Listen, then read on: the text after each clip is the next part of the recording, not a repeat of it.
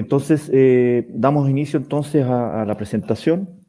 El título, como bien lo decía Carlos, pretende dar cuenta esta mañana, en esta oportunidad, dar o brindar, ilustrar de alguna manera sobre la perspectiva jurídica, la captura de valor que tiene, entre otras cosas, el arbitraje en consideración a los acontecimientos o el desarrollo de la industria minera, algunos casos que vamos a ver, a evidenciar, y sobre todo en lo que significa esta perspectiva para la captura de valor futuro y el aporte a la sostenibilidad de la industria de forma tal de siempre cautelar y cuidar el valor de la misma.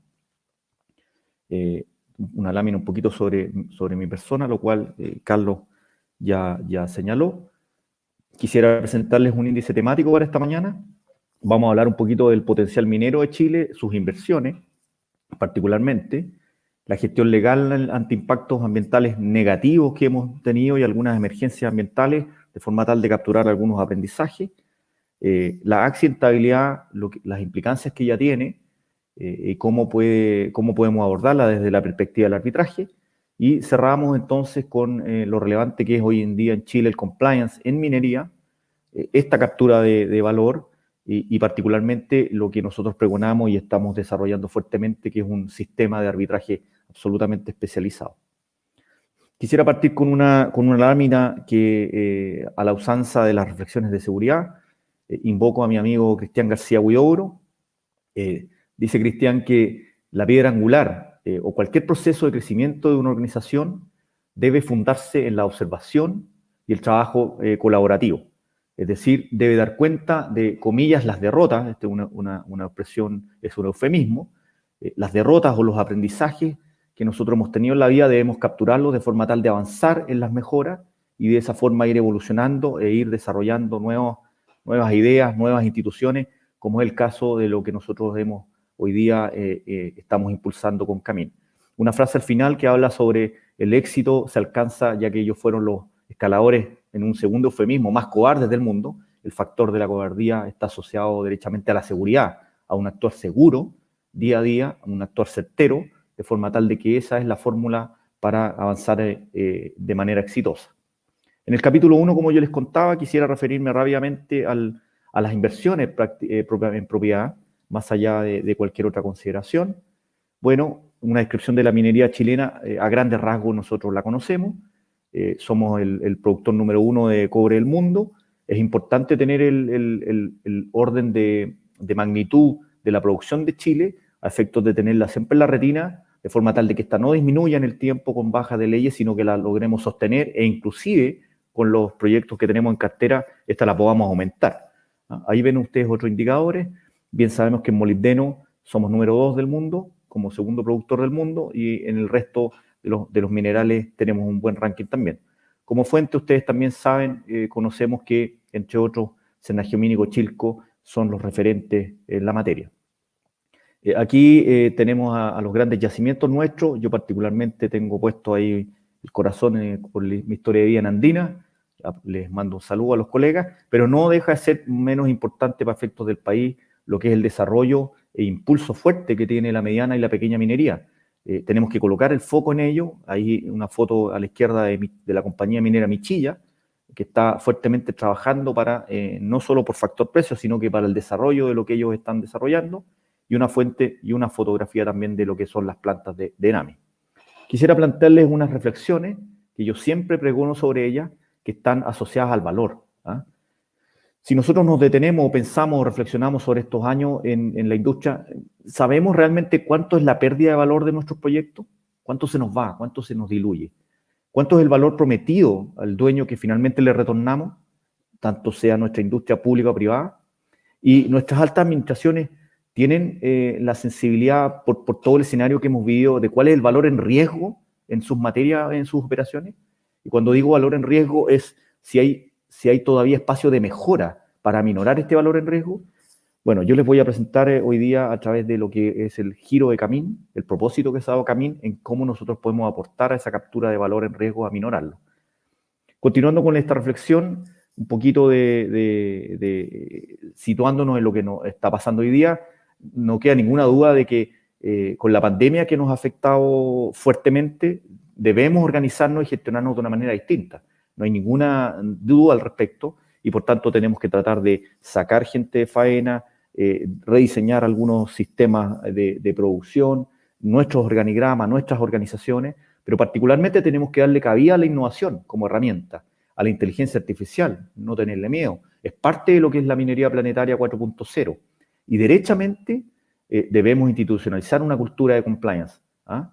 Y en lo que respecta a Camin, nosotros estamos fuertemente impulsando un DRB, la herramienta del Dispute Resolution Board, pero con la connotación minera, la pureza de lo que implica el conocimiento minero, porque de esa forma, junto con los procesos de arbitraje y mediación, que son de alguna manera tradicionales, nosotros queremos aportar con esa sensibilidad, con ese conocimiento específico en la industria para la resolución con mayor eficacia de las controversias en la industria. Algunos desafíos que todos conocemos a grandes rasgos, tenemos el caso de los recursos hídricos, fuertemente se está trabajando en las plantas desalinizadoras hace mucho tiempo, también se recirculan algunos de nuestros recursos, no desde el valle a los procesos cordillera, pero sí entre los procesos en sí. Hay todavía que corregir o espacio de mejora en la cantidad excesiva de permisos para efectos de los proyectos, en la cartera que vamos a analizar a continuación. Siempre nuestro modelo de relación de colaborador y mandante es dable de mejorarse. Pasamos la pandemia nos enseñó que se gatillaron varias cláusulas distintas con relación a fuerza mayor u otras que nos puso ahí en entredicho, y eso es bastante importante revisarlo de forma tal de que exista siempre un ganar-ganar. Para el futuro de Chile tenemos que ver siempre o revisar la competitividad de nuestras leyes en relación a nuestros yacimientos, y por eso que les contaba sobre los indicadores anteriores, porque el desarrollo de los proyectos nuevos va a mejorar, va a permitir una mejora en la competitividad en las leyes en relación a nuevos yacimientos o en los brownfield en un desarrollo distinto. Creo yo en el punto 5 que la propiedad minera también, para efectos de nuestras inversiones, queremos que vengan los inversionistas tienen que quedarse, seguir viniendo, pero quizás debiéramos revisar ahí nuestra propiedad minera en términos de darle mayor dinamismo. El régimen de desamparo debiera ser un poquito más laxo, de forma tal de que empresas junior tengamos que ofrecerle en términos de propiedad minera para efectos de que arriben. La información geológica estratégica es relevante, muy asociada al punto anterior, y por eso que es relevante que el SIGIC tenga imperio, sea tomado realmente en consideración de forma tal de que la administración, el Estado de Chile conozca desde la perspectiva geológica cuál es la información fehaciente, de forma tal de promover inversiones y darle mayor dinamismo a la industria. El tema del royalty ha sido bastante abordado últimamente, lo conocemos bien.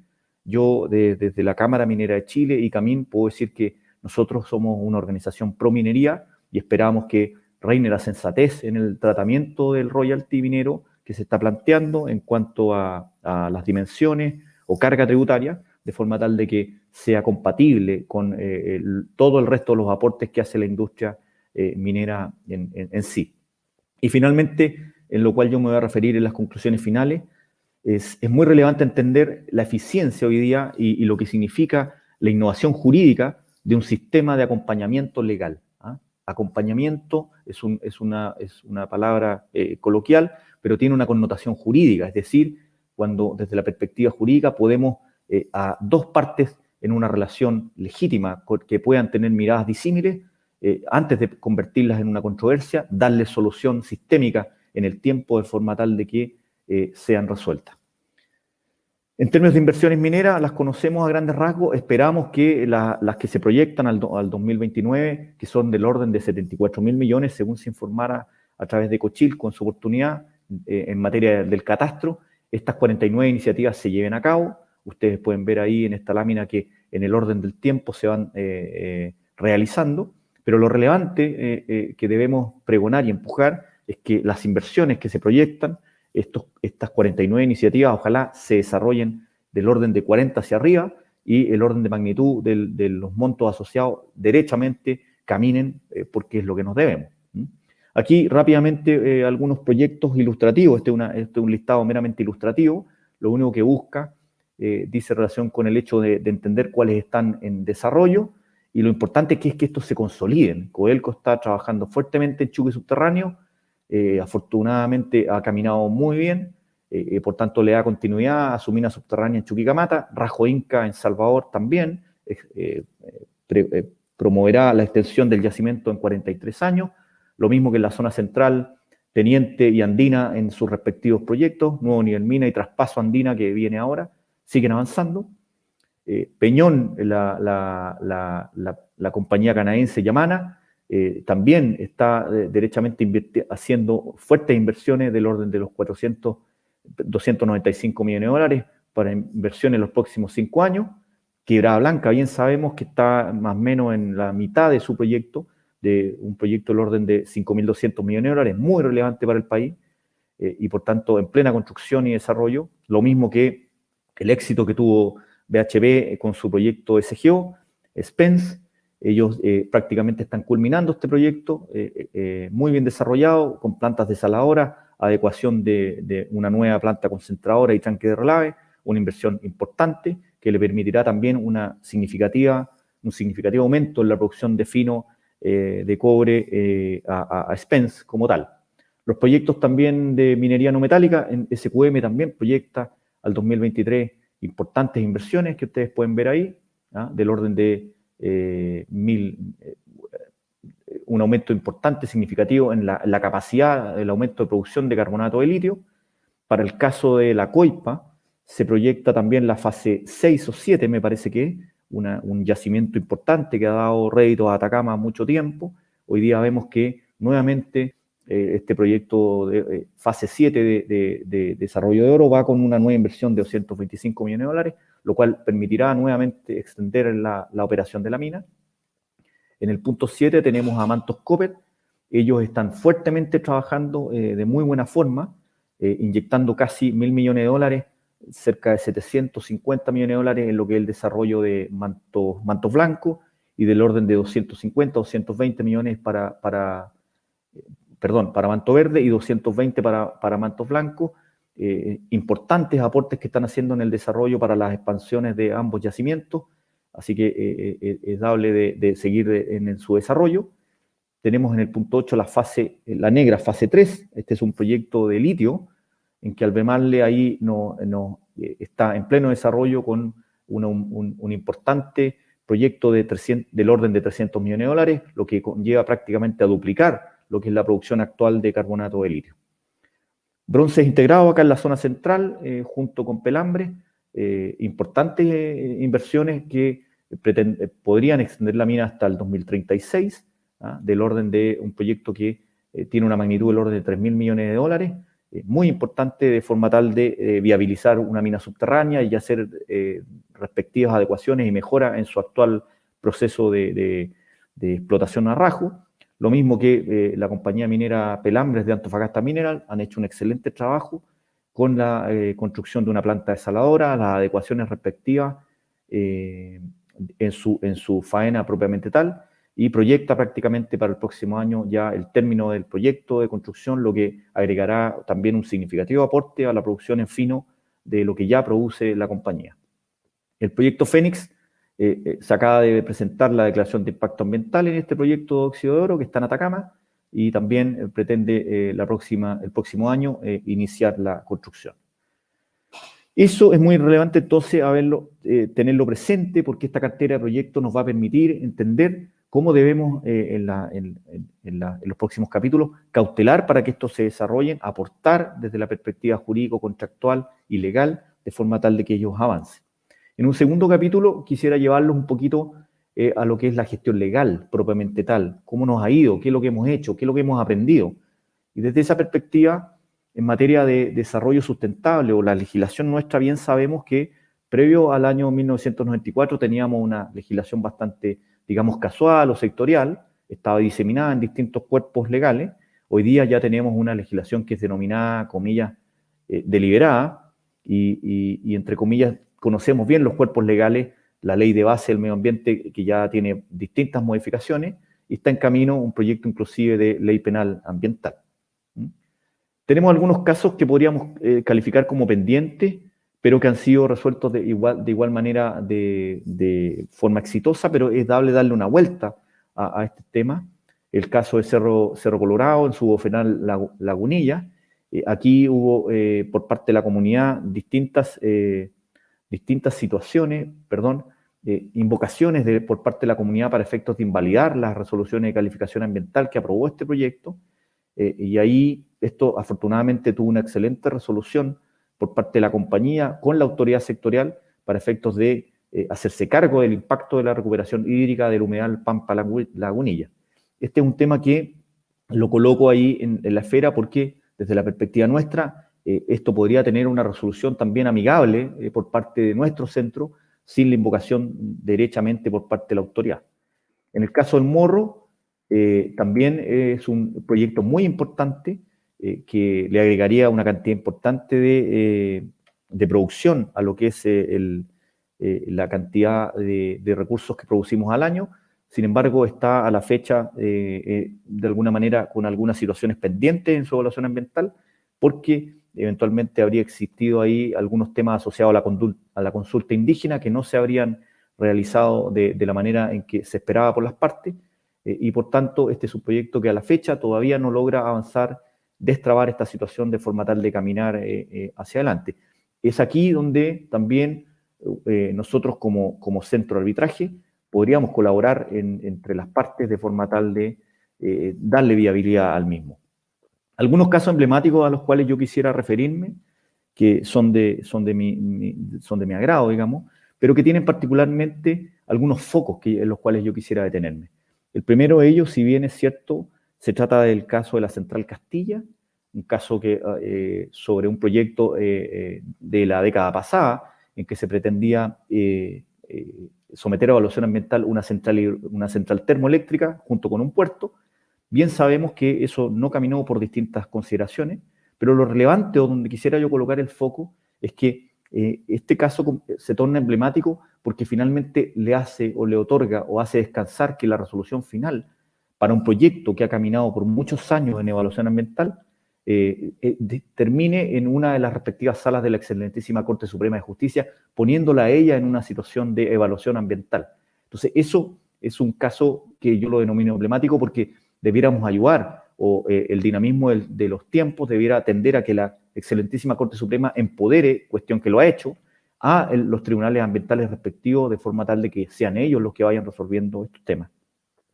Lo mismo pasa con el proyecto Dominga, en que ha tenido una evaluación ambiental bastante compleja, con diversos ribetes desde el punto de vista administrativo y también político, pero la denominación en mi caso de emblemático lo sitúo yo en que hay que dejar de lado lo que implica todo este tipo de ribetes, sacar de la discusión estrictamente ambiental cualquier hecho ajeno desde la perspectiva administrativa o política, de forma tal de que la evaluación ambiental se produzca per se y no tenga impacto o relacionamiento con otro tipo de consideraciones. En el caso de Hidroaicén, el foco lo coloco yo en el aprendizaje que nos deja este proyecto, en tanto cuanto en su época se nos señalaba que si no se desarrollaba este mismo, podíamos tener una merma genérica o estricta en materia de energía para el país, y eso nos hace ver que a veces las imposiciones de algunas miradas un poco estrictas no tienen asidero o finalmente en la revisión de los proyectos no necesariamente se da con esa estrictez. En el punto 4 quisiera referirme rápidamente a lo que es el proyecto Andina 244. Este proyecto contemplaba una mejora sustancial o un desarrollo integral de la división andina de Codelco, pero ahí el foco está también dado en que algunos impactos se diseminan en relación a la amplitud del proyecto y resulta también un poco complejo no evaluarlos con la profundidad que se pudo haber hecho o el hecho de abarcar demasiada amplitud en el desarrollo del proyecto pudo haberle causado ahí algunos impactos o en la evaluación pudo haber tenido esa mirada en la evaluación. El proyecto Alto Maipo es necesario o importante conocer que el foco, más allá del devenir del mismo, puede llegar a tener un impacto hídrico en una zona de alta densidad, lo cual es relevante como caso emblemático a ver cómo impactan derechamente en aspectos asociados como es materia hídrica, que hoy día está muy en boga, está claro la relevancia que tiene y cómo le puede afectar un proyecto a zonas que tienen una alta connotación, particularmente por su densidad poblacional. En algunos casos recientes quisiera referirme con mucho respeto a dos proyectos que han estado en boga últimamente. El primero de ellos es Rajo Inca. Este proyecto de Codelco es muy importante porque le da continuidad a lo que es la División Salvador, pero sufrió o tuvo la connotación de que se estableció una merma de alguna manera, o los impactos no previstos en la eventual merma del salar de Pedernales por parte de la compañía, y por tanto el Tribunal Ambiental, al conocer estos detalles por parte de la Dirección General de Aguas, junto con la Superintendencia del Medio Ambiente, activó algunas acciones junto con el Consejo de Defensa del Estado, de forma tal de pedirle al proyecto que evaluara o sometiera a los impactos no previstos. Esa es una perspectiva, cierta perspectiva, que pone un poquito en jaque al proyecto, pero afortunadamente fue muy bien resuelto, de forma tal de las inversiones que ahí se ven para generar los estudios respectivos y asegurar la recarga hídrica y darle viabilidad al proyecto. Así que eso es lo positivo. En relación a nosotros, yo estoy convencido que Camín podría ser un ente particular que pudiese actuar en desmedro, reemplazando a la autoridad sectorial, de forma tal de participar entre la comunidad y la compañía para dar soluciones armónicas como la que se planteó sin el imperio de derecho de la autoridad en sí. Lo mismo pasa con el caso Minera Escondida, que llegó a un acuerdo por las aguas del Salar de Punta Negra. Cabe señalar que BHP es una compañía seria, tiene una política de sostenibilidad importante. Ellos desarrollan sus operaciones con agua desalada, con agua de mar, a través de su planta desaladora. No obstante eso, se estableció por parte de la comunidad que también existían algunas mermas en relación a Punta Negra, y por tanto ellos alcanzaron un excelente acuerdo con sus comunidades por los montos asignados, seguramente en estudios y adecuaciones para el cuidado y la conservación del salar de Punta Negra, en la que también intervino el Consejo de Defensa del Estado y el Tribunal Ambiental como garante de la misma.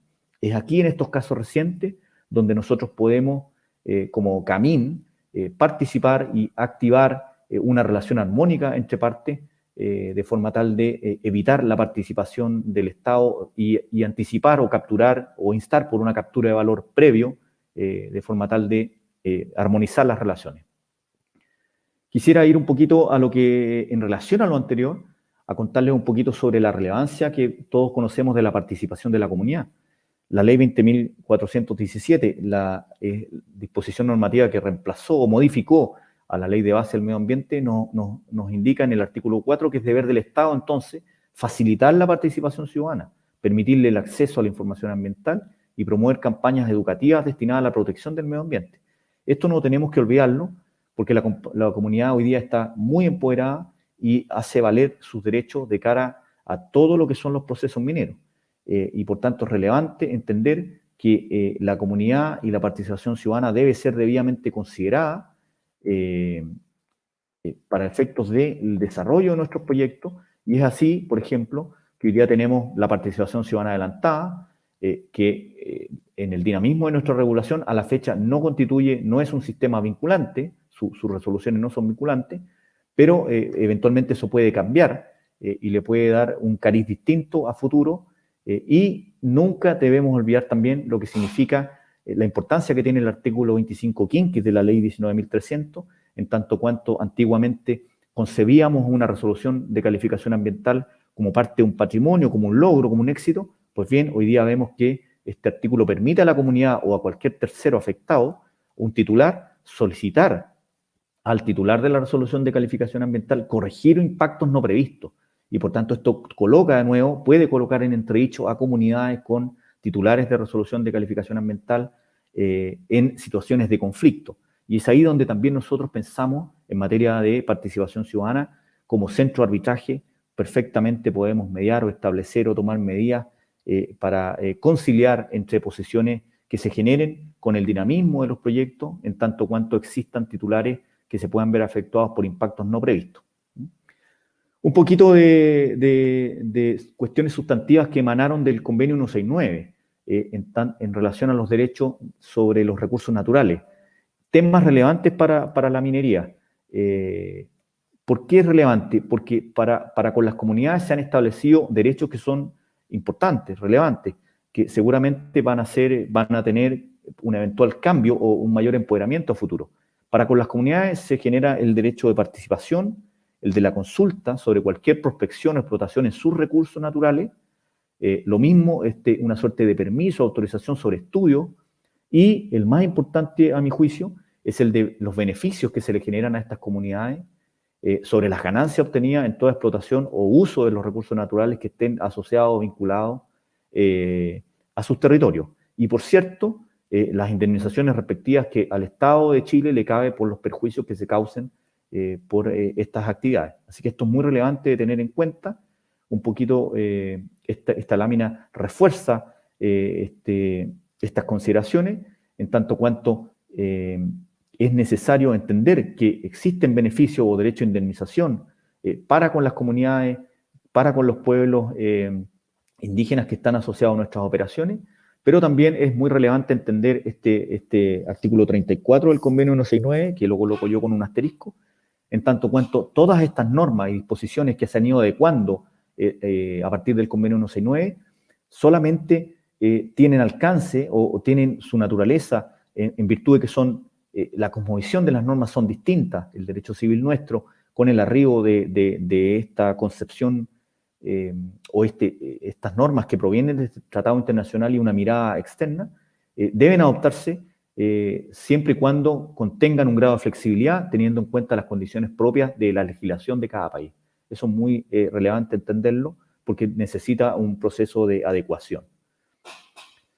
Quisiera invitarlos a un capítulo tercero, que da cuenta de lo relevante que es la accidentabilidad. Lo relevante me refiero a las consecuencias negativas y legales, por cierto, que se establecen en la minería y que también generan impactos no previstos desde una perspectiva comercial y personal, en la cual nosotros podemos también apoyar.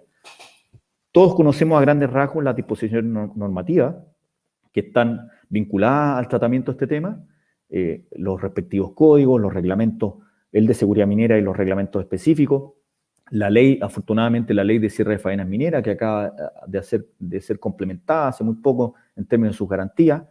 Yo nunca me olvido de la ley de subcontratación, tiene más de 13 años, pero es muy relevante y no hay que perder el foco sobre la misma, porque da cuenta de la preocupación que nos debe hacia todas nuestras dotaciones. La ley de responsabilidad de las personas jurídicas, una normativa que lleva pocos años y es absolutamente relevante, y todos conocemos también las disposiciones de suceso con ocasión de la suspensión de actividades, con ocasión lamentable de accidentes del trabajo. Quisiera contarles un caso que es de larga data, pero que tiene cierta connotación que a mí me interesa que ustedes conozcan. Yo lo he conversado esto con distintos colegas y me dicen, mira Jorge, estos temas ya prácticamente están en desuso, estos accidentes no ocurren porque los estándares nuestros ya son de tal nivel o tal magnitud que estas cosas ya no suceden como lo fue este accidente que ya tiene 10 años. Y yo quisiera respetuosamente decirles que lamentablemente en materia de accidentabilidad seguimos cometiendo algunos errores o se producen más allá de nuestros estándares por algunos apremios o algunas situaciones como constituye una parada de planta. Estas cosas podemos todavía encontrarlas. Aquí vemos que este accidente que le costó la vida a don Wilson Ramírez Rojas se produce por la caída de un esmeril que queda colgando desde un primer nivel.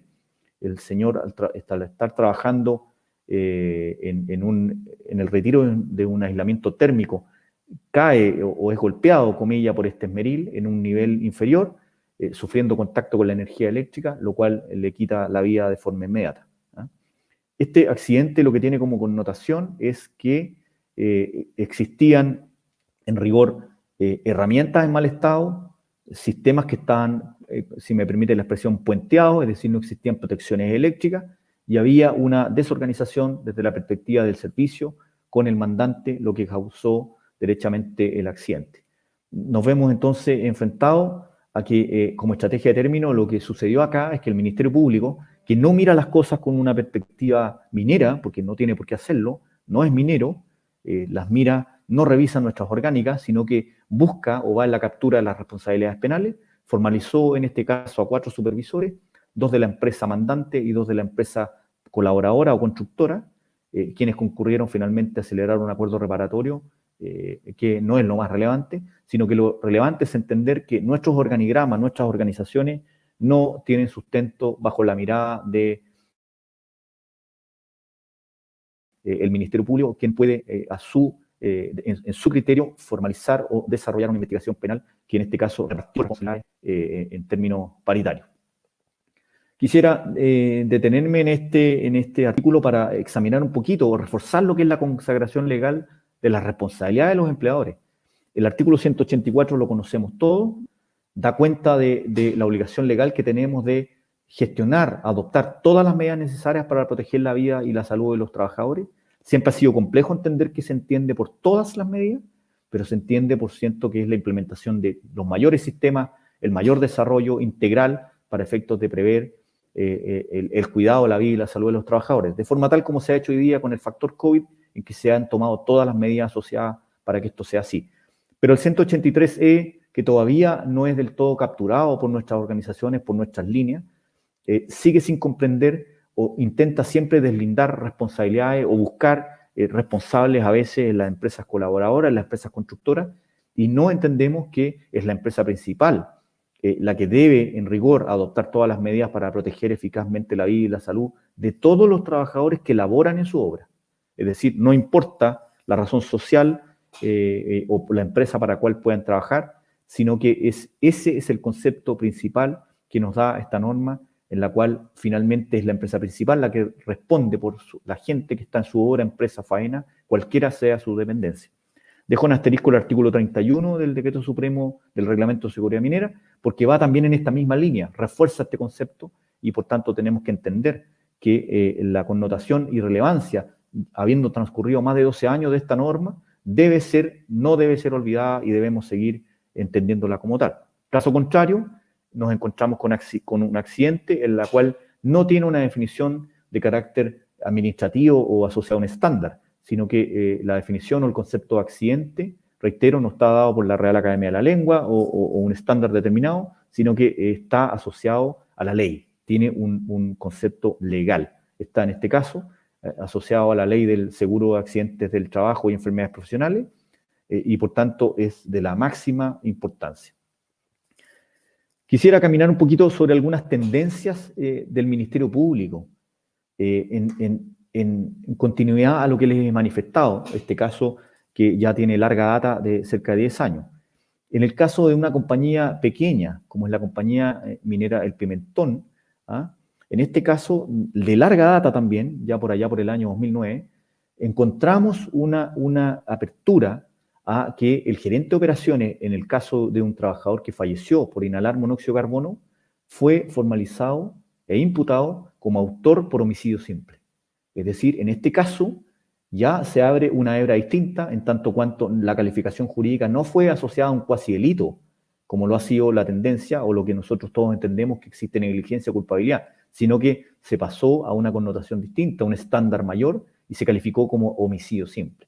Bueno, en este caso finalmente fue revertido en la Corte, pero lo relevante es que la formalización fue porque se estimó que no había ningún tipo de acción preventiva o correctiva para anular el riesgo. Es decir, aquí la tesis del dolo eventual, el máximo descuido fue lo que consideró un aumento en el estándar. En el caso de la minera San José, que no es el caso que nosotros conocemos de connotación pública, también se formalizó al propietario de la mina, al gerente de operaciones y al jefe de la misma, 3 personas, por el cuasi delito de lesiones graves sobre un accidente de un trabajador que tuvo una caída en su pierna de un planchón de 500 kilos.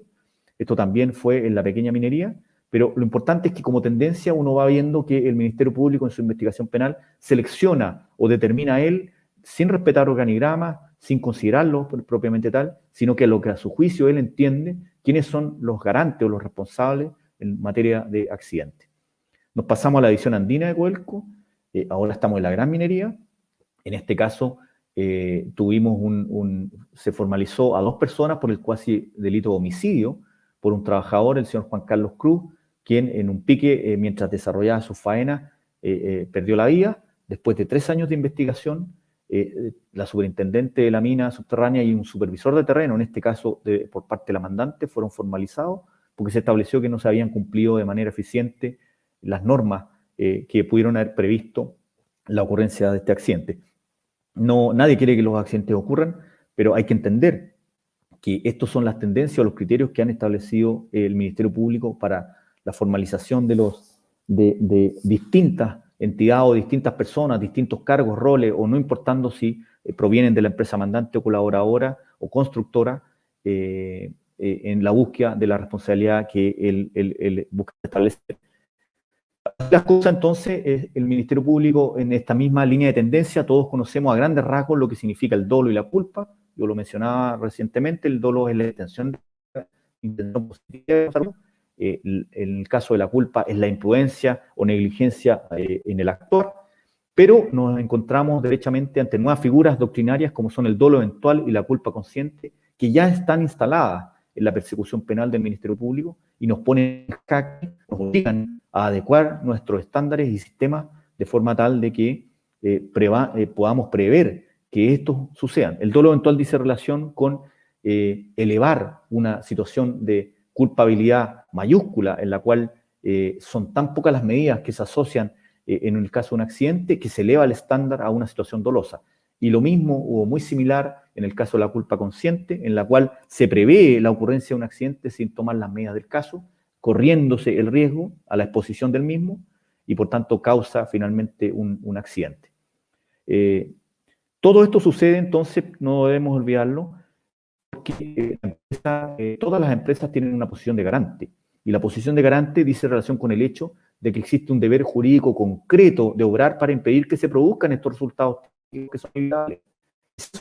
Esta posición de garante, reitero, no está dada por un estándar, no está dada por una ISO, no está dada por disposiciones de carácter internacional, está dada por la ley. Es la ley la que nos obliga en materia, o como nos establece este deber jurídico para darle cumplimiento a todas las disposiciones normativas que hemos revisado esta mañana.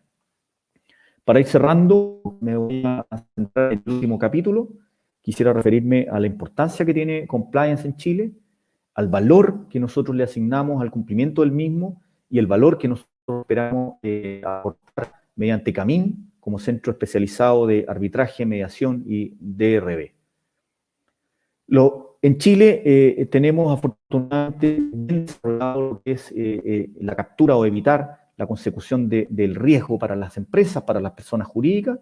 Está desarrollada la ley 20.393, publicada ya hace bastante tiempo, ha tenido un efectivo y ejercicio en la búsqueda de responsables, ya con bastantes buenos resultados, muchas personas jurídicas que han sido investigadas en la materia, y lo importante es que acá nos encontramos desde la perspectiva de esta norma con dos, ustedes pueden ver ahí las sanciones, la más grave o las más gravosas dice relación con la disolución de una persona jurídica o su cancelación como tal, y multas que pueden llegar a beneficio fiscal que pueden llegar al orden de $1,5 millones. Es muy relevante eso porque o terminas como giro de negocio o la multa es tan gravosa que no puedes continuar porque tú quiebras.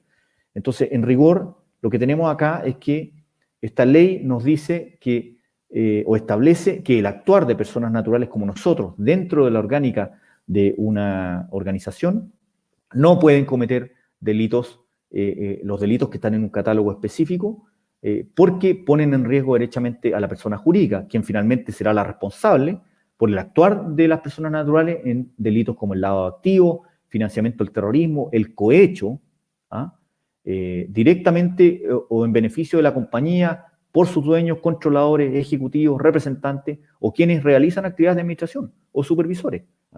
Entonces, eso es muy relevante entender que esta norma dice relación con el actuar de personas como nosotros, pero que ponen en jaque a la persona jurídica. Y yo quisiera permitirme extrapolar entonces la filosofía de esta norma, que tiene un carácter auditor, preventivo. Quisiera pregonar o entender que lo fundamental en este caso es identificar entonces cuáles son nuestros procesos en la industria minera que se pueden ver expuestos a la consecución o ocurrencia de ilícitos de esta naturaleza. Existieron dos cuerpos normativos que ustedes pueden ver ahí, que complementaron este catálogo, y finalmente estamos llegando a estos son los ilícitos que nosotros como persona natural no podemos cometer porque ponemos en riesgo, reitero, o son de resolución penal para con la persona jurídica. Ya les contaba yo sobre el lavado de activos, el cohecho. Hoy día tenemos nuevos delitos como son la receptación, la negociación incompatible, la corrupción, la administración desleal, la apropiación indebida. Son nuevos delitos que nuestros equipos deben estar preparados, debidamente adoctrinados, de forma tal de que no ocurran estas situaciones porque ponen en entredicho particularmente a la alta administración y a la persona jurídica. Un delito que nos afecta a nosotros como compañía minera, que son los delitos asociados a la ley de pesca, que son la contaminación de recursos hídricos. Si nuestros procesos estamos contaminando derechamente o vertiendo agentes contaminantes a distintas aguas subterráneas superficiales, también nosotros podemos ver la aplicación más allá de la vía administrativa ambiental, podemos colocar en riesgo por este actuar de nuestro proceso a la persona jurídica en propiedad. Es así entonces que nosotros hoy día funcionamos generalmente con procesos de carácter reactivo, en la cual tenemos una alta pérdida de valor, el valor en riesgo está siempre a un extremo, porque para hacer nuestras decisiones nos preguntamos siempre de manera extemporánea, una vez acontecidos los hechos, qué es lo que hago, cómo lo hago y cuándo lo hago, qué medidas puedo tomar, y desde esa perspectiva es que nosotros estamos empujando por una filosofía distinta de cumplimiento, en tanto cuanto las preguntas se anticipan, en el caso de qué debo cumplir, cómo y cuándo, y con quién, eso es muy relevante, con quién me apoyo como soporte externo, para efectos de aminorar o capturar el valor, generarlo, y el valor en riesgo derechamente aminorarlo. Y es ahí donde Camin está participando fuertemente como una herramienta, como un nuevo actor, para efectos de cautelar el valor de los procesos de la industria en relación a sus comunidades, en relación a las implicancias jurídicas que existen. Entonces yo invito con Mino a que, basado en la teoría de las opciones, caminemos por esta lógica de forma siempre de apuntalar la sostenibilidad de la industria. Para ir cerrando, quisiera contarles un poquito de lo que somos nosotros. Camin es el Centro de Arbitraje y Mediación Minero. Nosotros estamos absolutamente sintonizados para todo lo que yo les he señalado esta mañana, es decir, precaver asuntos relevantes desde la perspectiva contractual en materia de sustentabilidad, lo que se genera en las relaciones comerciales, pero particularmente capturando el valor en los procesos, en el giro que nosotros nos hemos propuesto.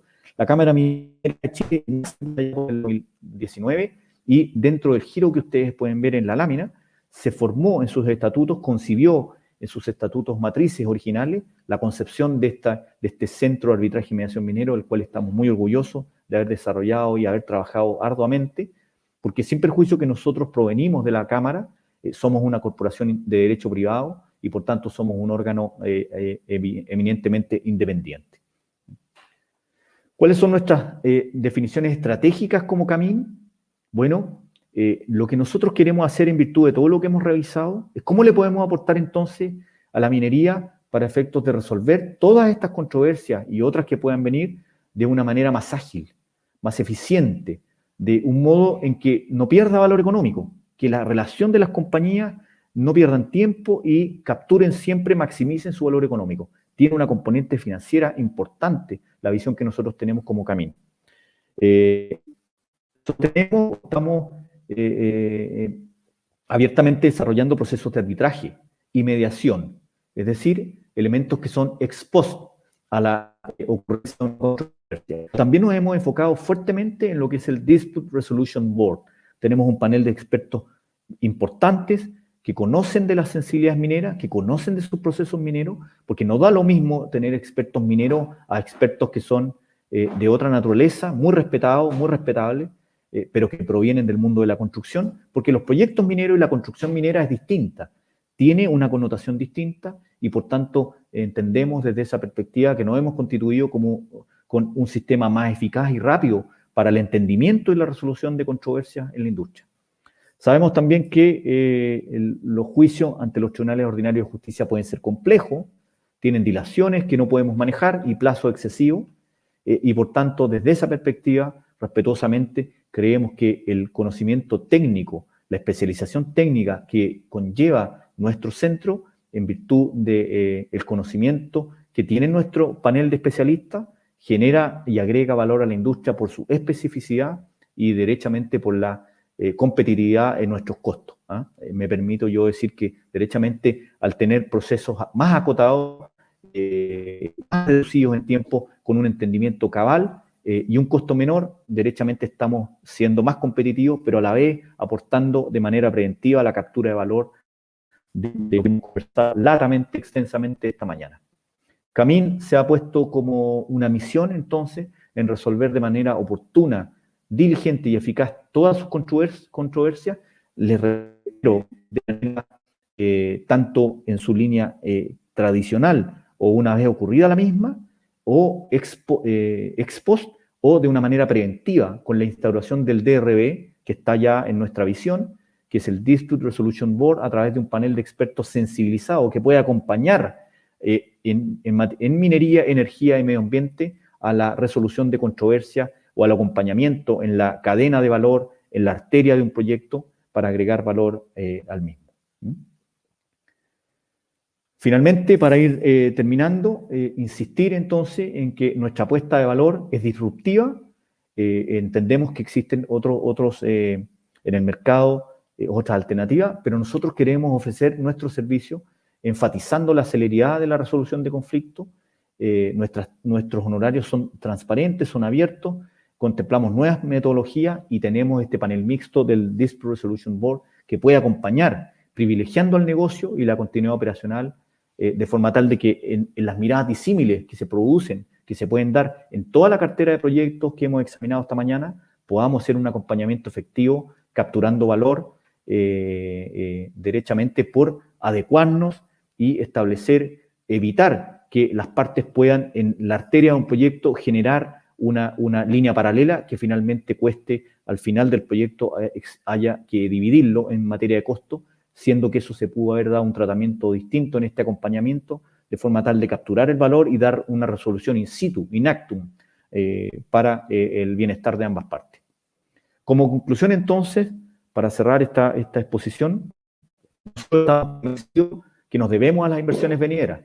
Los proyectos que acabamos de revisar son absolutamente relevantes para el país, para el modelo país, para el país en sí, y por lo tanto debemos que estos se desarrollen y ojalá que estas inversiones se acompañen con lo que nosotros estamos desarrollando. Queremos aportar, así como hay innovación en materia hídrica, hay innovación en proceso, hay innovación en salacío, nosotros también somos un brazo innovativo. Camín es una innovación jurídica, porque aporta valor desde las herramientas que yo particularmente les he señalado esta mañana. La importancia de compliance, el sentido ético, es sumamente relevante el cumplimiento normativo de este catálogo de delitos que yo les he transmitido para efectos del normal desenlace, desenvolvimiento de nuestras organizaciones, pero también es importante que esta filosofía tenga otros alcances, es decir, que vaya como tal a proyectos o procesos determinados en la industria de manera que los podamos apoyar, de forma tal de que sintonice también con este y otros conceptos como lo constituye también la economía circular.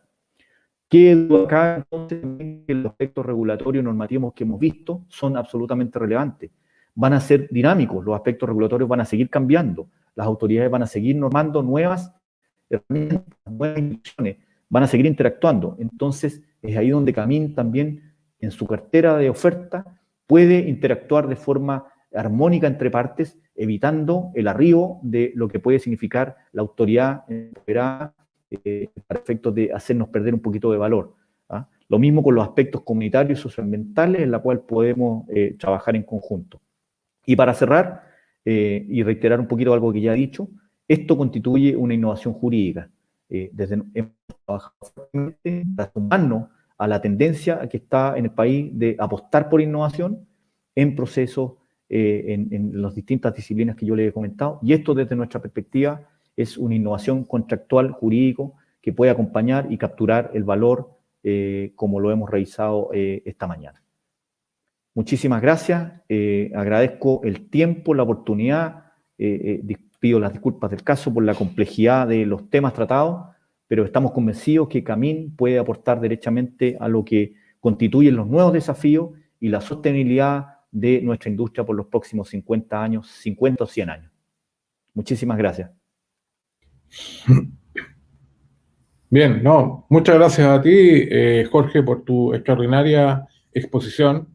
Creo que es un tema altamente relevante. Lo que está haciendo Camín en el sentido es muy valioso en cuanto a contar con un servicio especializado, ¿cierto?, a una industria compleja, que tiene situaciones, ¿cierto?, que enfrentar desde los primeros estudios para hacer las inversiones, el desarrollo del proyecto, todo lo que es el desarrollo de las operaciones, ¿cierto?, en un tiempo muy extenso, y los cierres. En cada una de esas etapas, ¿cierto?, las situaciones que se van dando en términos de poder acompañar a las empresas en general con un servicio especializado es clave para su desarrollo y de manera de evitar o disminuir, ¿cierto?, los impactos que podrían tener los conflictos que se van generando. Así que muchas felicitaciones por lo que están haciendo y bueno, y por tu exposición, que fue muy clara y cubre un ámbito también muy amplio respecto del alcance que tiene esta materia. Muchas gracias, Carlos. Tenemos algunas consultas que te quiero transmitir. En la primera parte de tu exposición, Miguel Sauskevich se refiere, ¿cierto?, consulta respecto a un término que tú usaste. Dice, ¿qué quiere decir de sus tierras, entre comillas? ¿Ah? ¿Significa que la propiedad privada de un predio ya no tiene validez frente a la idea de la comunidad que las tierras son suyas? Es una pregunta de Miguel Sauskevich. No, no. Me parece que Miguel, un distinguido colega minero, se refiere al tratamiento o la visión que otorga el convenio 169 en relación a las tierras. Claro, efectivamente hay una concepción distinta que trae este convenio 169. Como yo les decía, es muy distinto a la concepción civilista nuestra con la visión que trae esta nueva herramienta y por tanto tenemos que adecuarla. Ese tema es bastante amplio, pero lo que significa es que existe una suerte de ancestralidad en relación a los territorios, en entender que en el uso y costumbre de las antiguas, si es que las comunidades indígenas estuvieron ancestralmente en respectivos territorios, deben de alguna manera, si hay evidencia de que participaron o estuvieron en ella, eso significa que debe haber una suerte de tratamiento para con ellos en el desarrollo de los proyectos. Eso no implica que el proyecto tenga un territorio determinado, pueda constituir una servidumbre civil o una servidumbre minera para explotarlo. No pone en jaque al proyecto minero. Simplemente se produce dos planos, en la cual hay un plano civil de certeza jurídica plena para el minero, pero que debe ser complementado con esta mirada que otorga y que también nos obliga, genera obligaciones desde la perspectiva del 169, a entender que eso tiene un concepto un poco distinto, que es de territorio. Y eso obliga a conversar y establecer algún grado de vínculo con las comunidades aledañas a las operaciones. Pero no le resta para nada, para la tranquilidad de Miguel, no le resta certeza jurídica al mundo civil y minero para la explotación de un yacimiento, en tanto cuanto la propiedad minera está consolidada y territorial o predialmente se queda absolutamente asegurado lo que son, particularmente si hay compra o propiedad en un territorio, eso está asegurado, pero en el caso de la existencia de servidumbres civiles o mineras, también eso queda debidamente resguardado. Así que no hay ningún problema desde la perspectiva de inversional o minera. Perfecto. Excelente. Tengo otra consulta, Jorge. Te la hace Rebeca.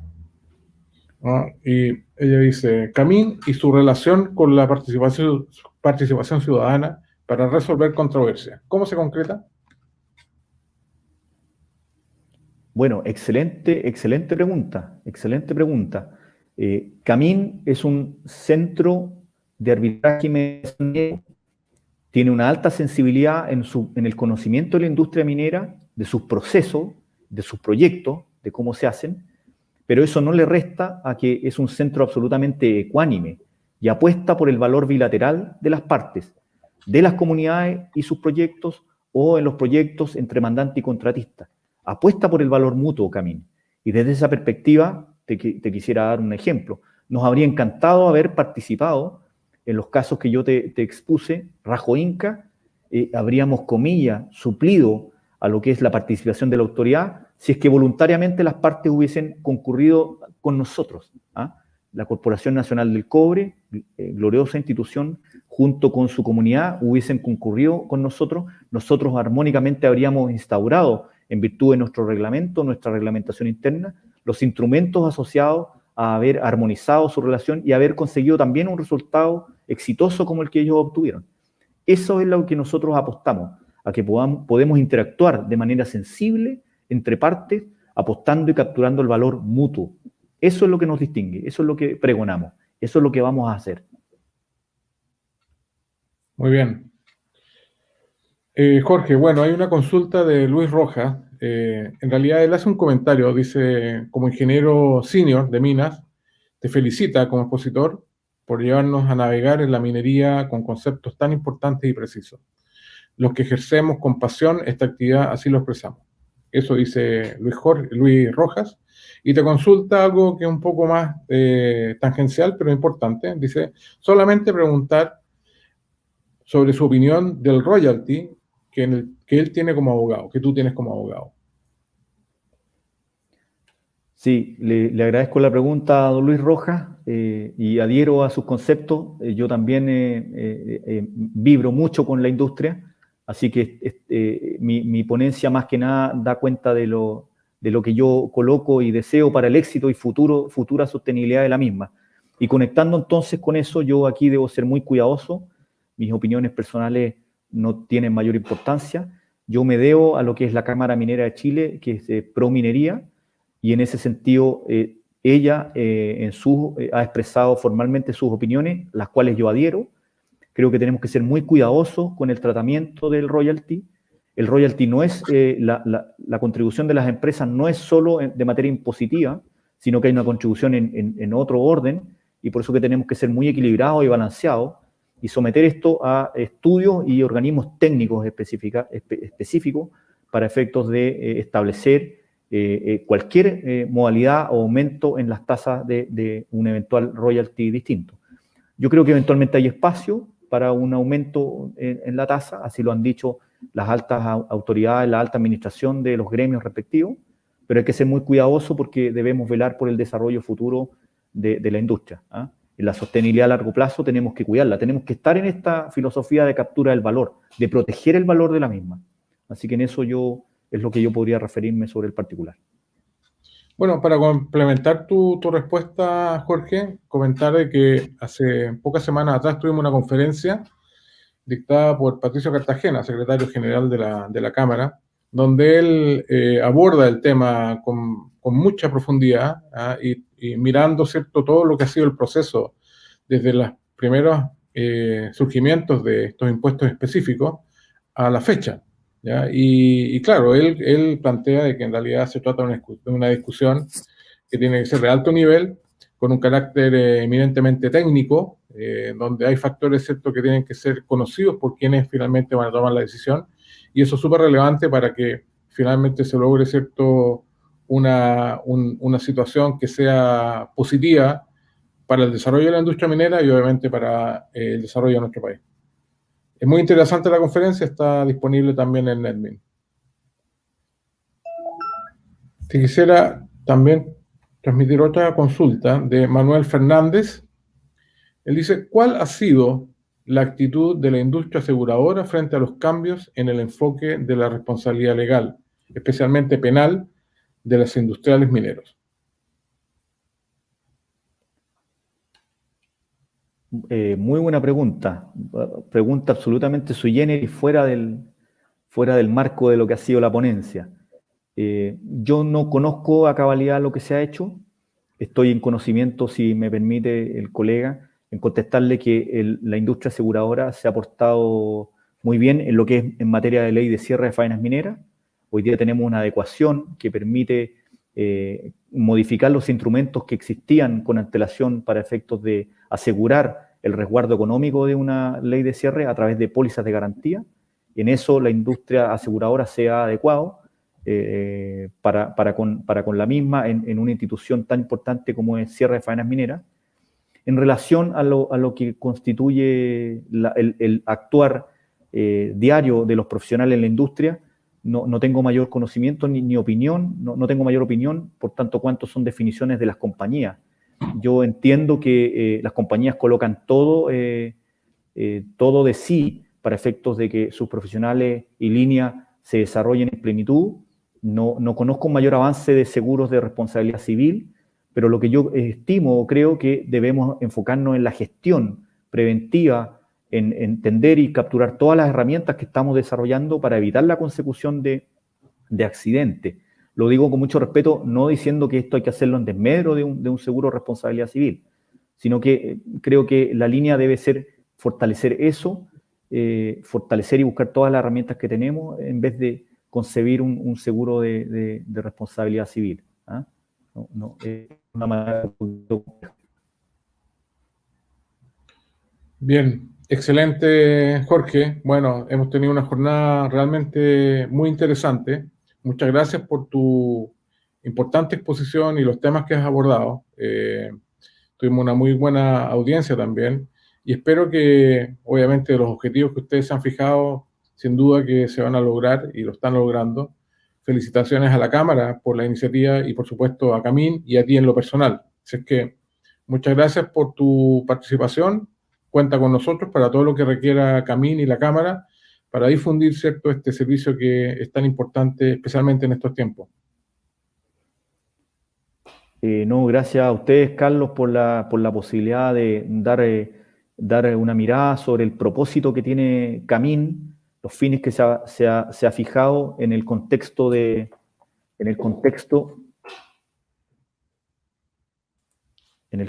perdona, de lo que hemos analizado esta mañana. Un tremendo placer haber estado contigo y con las personas que nos acompañan. Así que muy agradecido y estaremos a vuestra disposición. Muy bien, muchas gracias, Jorge. Muchas gracias a todos nuestros asistentes y estaremos en contacto en una próxima conferencia. Les recuerdo que los programas de conferencias son semanales y las vamos anunciando periódicamente a través de la misma plataforma NetMeet. Muchas gracias a todos.